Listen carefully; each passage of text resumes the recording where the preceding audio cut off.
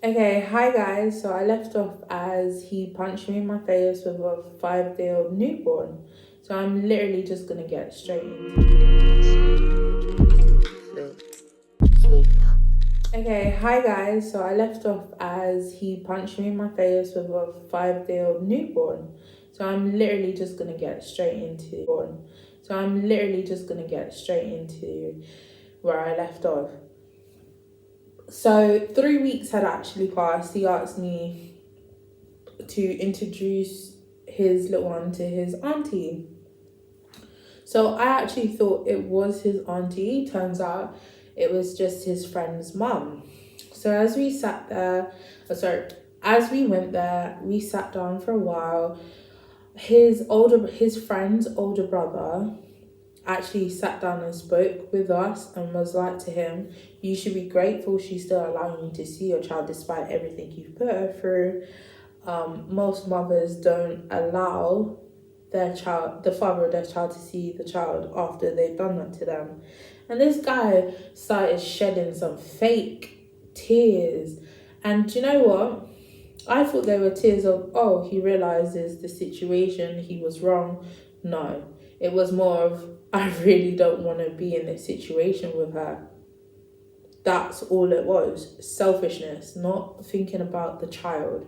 It's not even about me and him anymore. Like, you don't have a right for your own feelings anymore once there's a child involved, okay? So after that conversation ended, I sat there for almost 2 hours on my own. Like, there is about 8 to 10 people in that house. Obviously it was Ramadan. I gave birth during Ramadan. And everybody in that house is around my age group. So I'm just thinking to myself, why am I even here? Like, it's awkward. Like, I'm sitting down and there's literally nobody to talk to. Why am I here? So I asked him to book a cab, left, went home. He came with me. And I kid you not, this guy splattered on my bed and laid there in silence for 10 minutes. 10 minutes straight. Like, I didn't say a word, he didn't say a word. More time now, I wanted to talk, but you know, you're just waiting. This is going to talk. So I literally just said to him, listen, you can go back there if you want, it's not that deep, you can go back. He was like, yeah? Cut. So we're gonna leave like that. I would say about 1 month later, I asked him, can you look after your son? I want to go back to work because it's literally just working in the office, not much to do, and it pays really good. So I said to him, can you look after your son? It's just for 3 days out of the week. So I thought he was being considerate by saying this, but turns out he wasn't. So he says, just wait a little longer, you're still going through some stuff, just, heal for a while, just wait. I thought he was being considerate. I was like, oh, he cares. No. Come 3 months down the line, I've said the same thing. Oh, can you look after for 3 days of the week? No, it's not my responsibility. I don't care. I don't want to know. I don't care. And I've just said to him, like, wow. Wow, really? Like, firstly, you don't even help me provide. You don't even help me take care of your own child. What do you mean? Like, you do the bare minimum, and I know how much you make from working, 15 hours of the day. Bro, I know how much. We used to be together, so why is it you can only do the bare minimum? He used to chat the most bull crap you could ever think. Oh, I send money back home. He's one of the youngest sons. No, you don't. No, you don't. We all know. We all know. The youngest son doesn't really do that. Okay? It's always the oldest son, if it is going to happen. So, and I already know it didn't happen because his parents were still married. Yeah. So man said, have you ever heard of a Mali's son sending money to his working father to provide for his working father at a young age, at a very young age, not to put down on property or anything back home, but to take care of his parents? But his parents work. Have you ever heard of a father not working, brother? Have you ever heard of an old Somali guy that doesn't work? Have you? Because I haven't. So I know that was bullcrap. But this was his excuse. And when I said this to his brother, I'm going to get to that later on. His brother was like, no, none of that's happened. He's always grown up here, so I don't know why he's telling you that. But anyway, I'm going to go on. So like I said, he didn't really help me provide that much. He did the bare minimum. So 6 months comes down the line. He's constantly coming to my house at night. Yeah, at night. So I'm talking 9 o'clock, 11 o'clock. He would sleep. He would literally throw the baby up in the air and leave in the morning. That was it. That was it for 6 months. You know, I kept my mouth quiet. Like, I just kept quiet because I was like, I already know you don't do anything. You're not helping me. And you're not even trying to make a bond with your child. He rarely held him.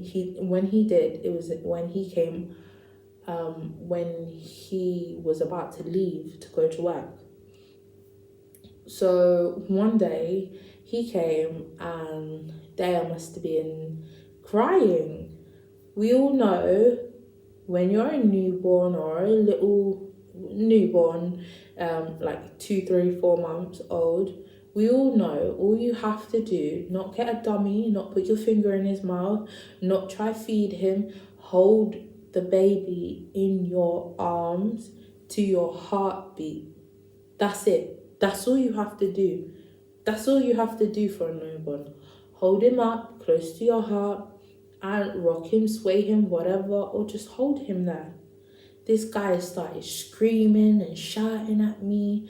Why isn't he saying, do something, do something? He was getting violent and more violent. And I just thought to myself, why is he behaving like this? Like, why is he being so harsh towards me like that?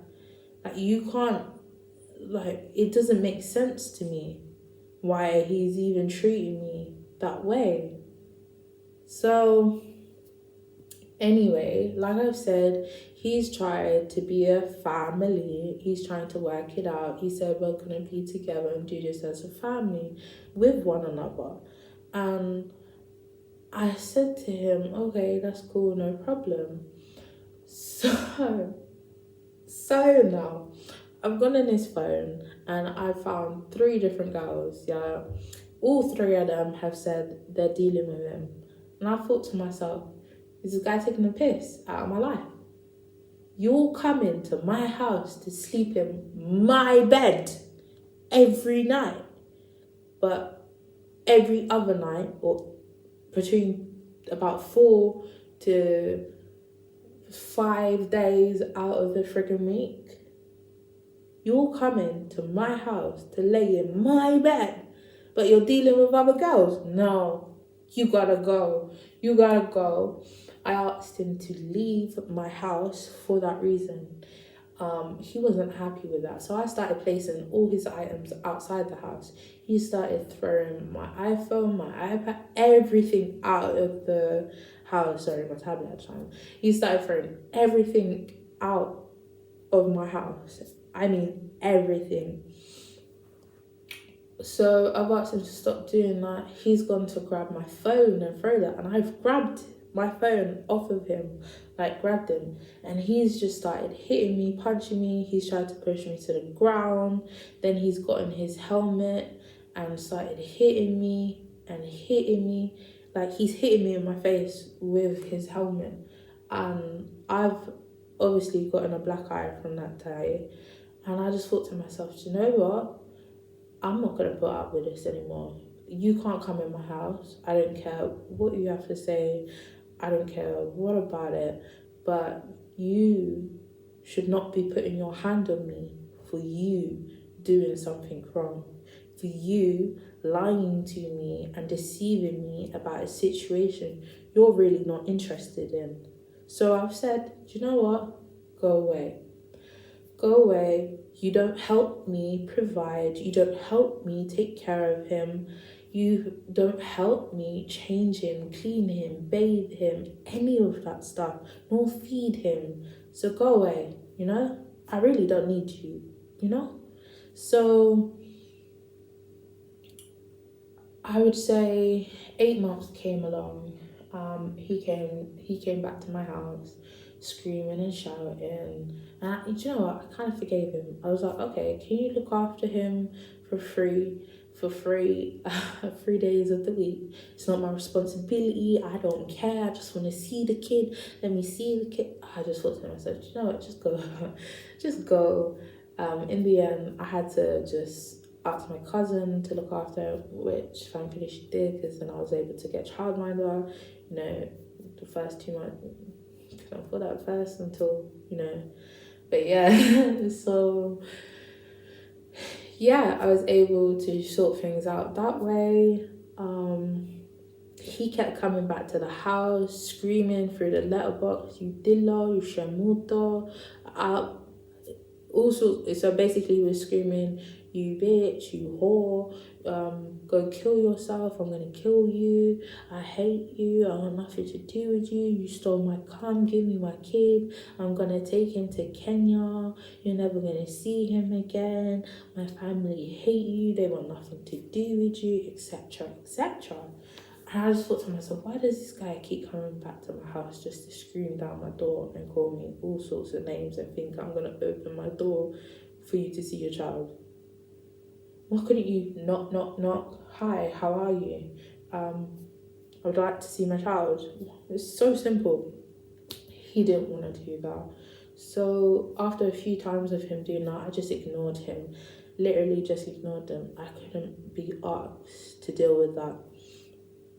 So I'd say his brother came around my house. Obviously he's a married man. I wasn't going to invite him into my house at all. Yeah, so we spoke outside.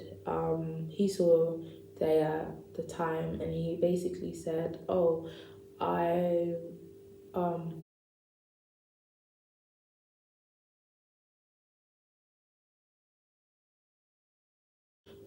was placed on a child protection plan because of him and his violence. And he basically kept going on the same thing because obviously he's not really going to believe what I'm saying.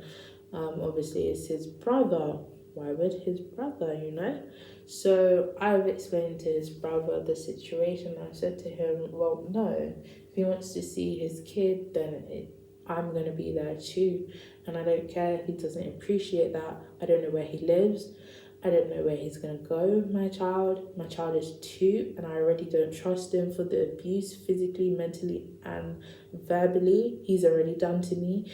And on top of it, he's placed me on a child protection plan. If you don't know what that is, they come to your house every 10 days to check your child and to see to see his welfare, if he's doing good, etc. He's not got any bruises or he's not malnourished and all sorts. So I explained that to him and it was like, I believe he should be able to see his son still. And I said, well, he's very physically and verbally abusive. I don't want to go through that situation again. So no, not really. And then he left after I explained everything.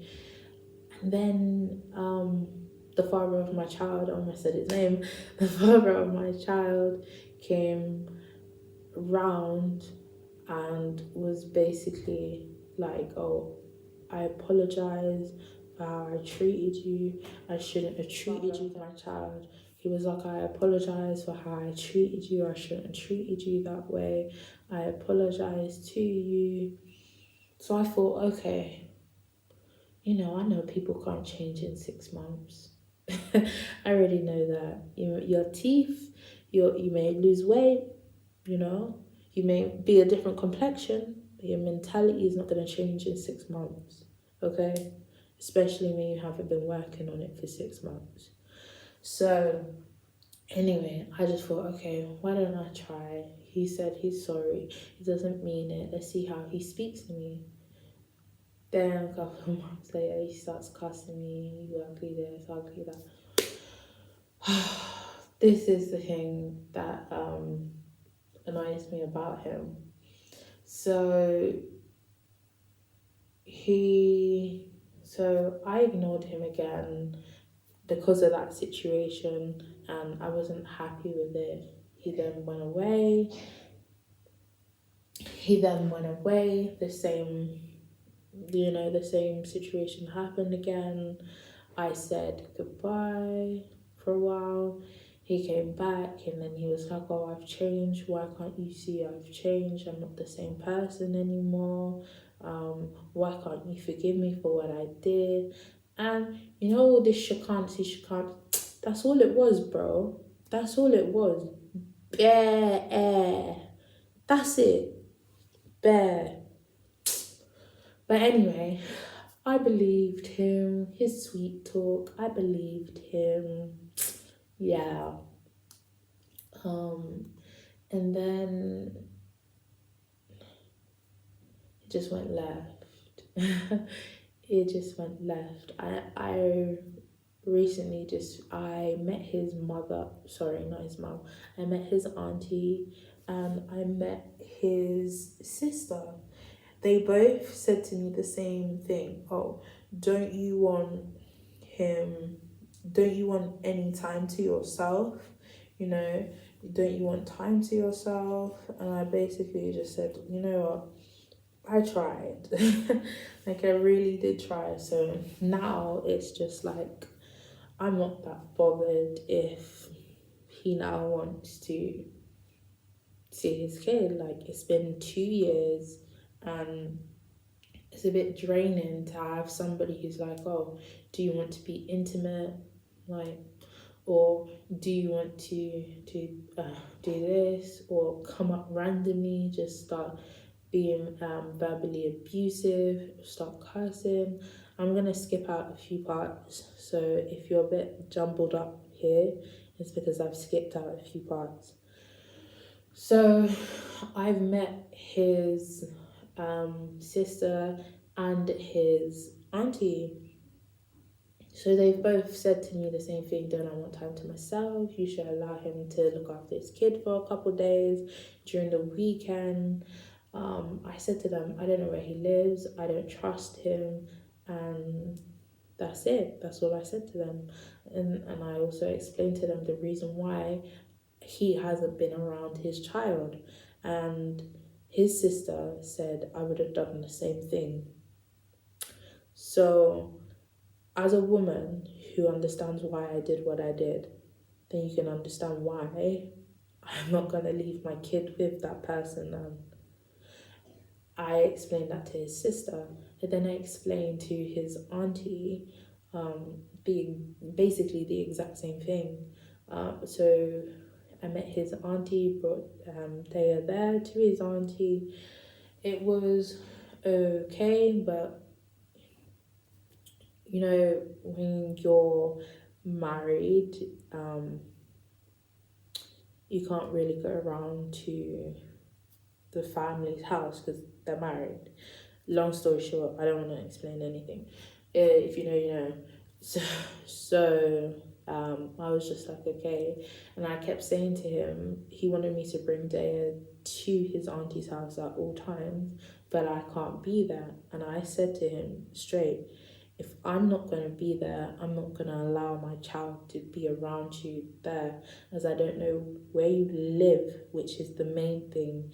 And especially as he has spoken about, I'm going to take him to Kenya, I'm going to take him away from you, you're never going to see him again, etc., etc., or he's going to harm the child, etc., etc., because he doesn't want me to have his child. I just said no.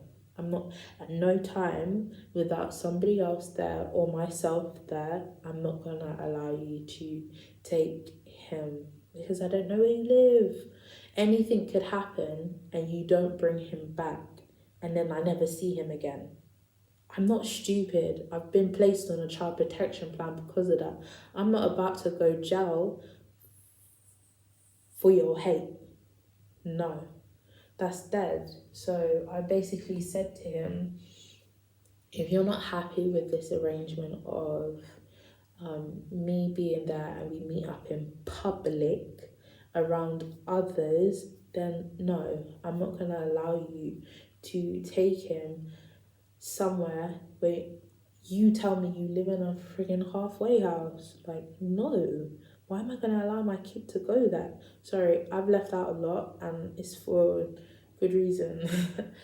So anyway, after I haven't given him what he wanted, he started being verbally and physically abusive again.